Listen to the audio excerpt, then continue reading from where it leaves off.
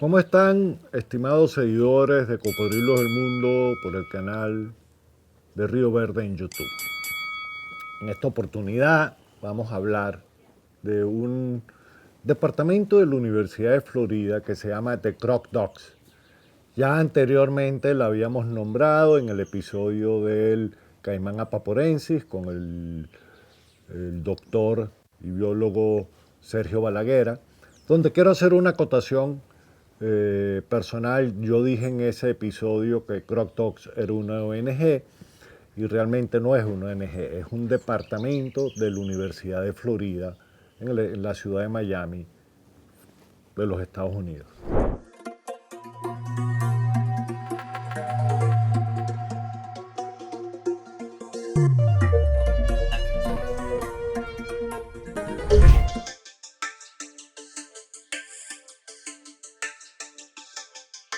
Okay, my friend, in this opportunity, I have the honor to talk with Venetia Riggs Gonzalez. She's in charge of the Croc Docs. She's a researching file, something like that. She will be explaining better to us what is the position that she has in the Croc Docs and what is Croc Docs. Welcome, Venetia, and please, you can explain to our audience what is Croc Docs exactly. Sure. Good morning, Alvaro. Hello, everybody. I'm Venetia, and I am a research ecologist at the University of Florida in a lab that we have been dubbed the Croc Docs.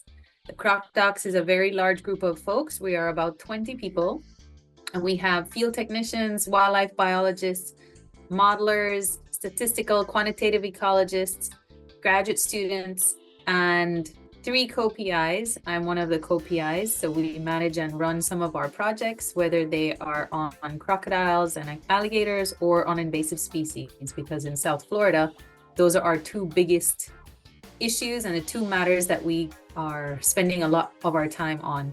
And then we all work under Dr. Frank Mazzotti at University of Florida. So it's a very large group of people, and we do a diverse set of things, and we work on many different projects. But I'll tell you a little bit about our crocodile and alligator work when Alvaro and I get into our conversation. Yeah, but also I remember that you have some people in the team that work in this spectacle caiman, no? Oh, yes, of course. So our crocodiles are not just American crocodiles. We also work with American crocodiles in several other countries, in Jamaica, in Cuba, in Guatemala, with Valerie, with spectacled caiman in Colombia, Orinoco crocodiles in Colombia, and in partnership with you in Venezuela. We have done some work with Rombifer, with Toby Ramos in Cuba. So we have a lot of different projects that we're going on. Of course, we work with Moraletti in Belize because we've had a project going on there in northern Belize for over 20 years. So it's a lot of different species in several different countries. Yeah, but in Florida, the work focuses only in Florida, or you cover another states in America? No, all of our work in the US is based in South Florida. We are all based in the Everglades. So the Everglades is this amazing ecosystem that we don't have anywhere else in the world. And it's this freshwater system that allows alligators to be in the marsh and crocodiles to be in the estuaries. So it's the only place in the world where they actually meet. But there's a very small area in South Florida where they actually can come in contact with each other. And that's sort of where the estuaries meet the bay. And so we have both species, the American crocodile and the American alligator. And that's where we focus most of our efforts in South Florida. We have partners in other states, in Carolinas, in Louisiana, but that's more like research projects that are going on there. And all of those are either mostly on American alligators, because American crocodiles are only in South Florida in the US. And exactly what are you doing, or the Croc Docs doing with crocs in Florida, in the Everglades? So American crocodiles back in the 1970s were on the they were part of the endangered species list. And through the monitoring efforts that we've been doing for the past 50 years, in early 2000s, they were lifted from being endangered and have moved to a threatened status, which is a really good thing for the species. The numbers are quite secure in South Florida now, but they still are threatened with habitat fragmentation and beach development where they nest. So we have been monitoring them for their health, their growth and survival, and their general body condition. How are they doing? And more importantly, the Everglades are undergoing restoration. It's a $14.5 billion project. It's the largest restoration project in the world. And they're trying to bring the freshwater flow back to the Everglades. And that's trying to bring water back out to Florida Bay and to Biscayne Bay. And in doing so, alligators and crocodiles are a bioindicator to show how well restoration is doing. So we're providing information using our growth and survival and our body condition and abundance measures over these past 50 years to see if restoration actually is happening, how fast it's happening, and how well the crocodiles and the alligators are doing as these changes are happening with freshwater flow. Okay. And I don't remember the name of the guy that worked with spectacled caiman in Florida. It's very important because a spectacled caiman in Florida is invasive. It's not I'll say in English, it's not a natural species in the United States, no?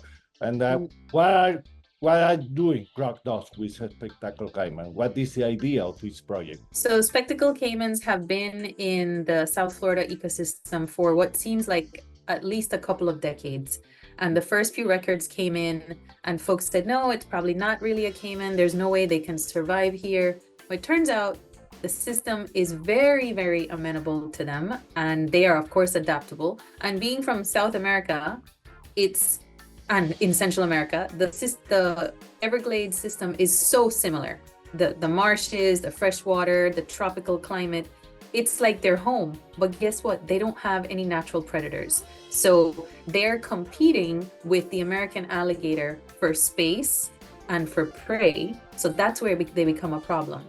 So as an invasive species, they are taking over the space that American alligator. And once they start breeding, and they breed very proliferate, they become a problem. Sergio has been working on that, of course, and several of our team members have been very integral to removing these caiman from the landscape because they are a problem, and they're pretty aggressive out there as well. Not necessarily to a person, but they definitely pose a threat to the ecosystem. So the program we can now safely show that we've removed more than 75% of the species from the ecosystem. We can't say that they've been exterminated. That's virtually impossible when you have an invasive species, but the population is definitely much lower now, and the threats of them being an invasive species is much lower.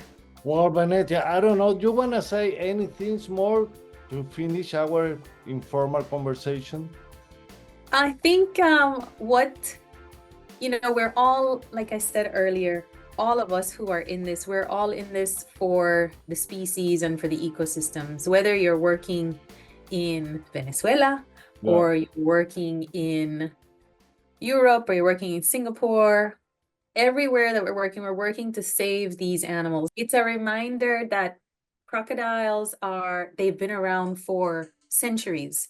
They will outlast us, but it is our job to be able to have an ecosystem that they can continue to live in so that our children and our children's children can still see them, because at the rate that we're doing the things to our earth, who knows if that's still going to happen. So we're racing against time for some species. Habitat is shrinking all around the world. So it's our jobs as biologists and people who care about animals like crocodiles to just kind of remind people that we can coexist, to see them, just to photograph them and show their kids, wow, look, we have crocodiles right here. We don't have to go to the zoo to see them.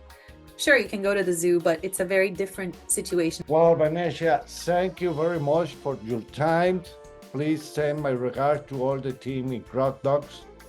Absolutely. You'll have to come and visit. Thank you for having me, and I hope this raises awareness for crocodilians around the world. Perfect. Como pudieron observar, toda la investigación que ellos vienen realizando y nos comentó que no es exclusivamente con cocodrilos, están también con anfibios, con otros reptiles. The Croc Docs tiene aliados en otros estados de Norteamérica, de Estados Unidos como tal, como ella comentó, en Carolina, en Luisiana. Lo interesante también en esta conversación, como se los dije en la introducción de este episodio, es el impacto que tienen las especies no autóctonas o invasivas o introducidas en ambientes. Y fíjense lo que ella nos comentaba, todo lo que significa el introducir una especie como caimán cocodrilos en los Everglades y todo el proceso que ellos están llevando a cabo para poder acabarla. Y como ella decía que no es fácil, ¿qué han hecho? Que es algo realmente interesante, ir colectando individuos y sacando de la naturaleza las hembras, que son las que se reproducen y generan las nuevas generaciones.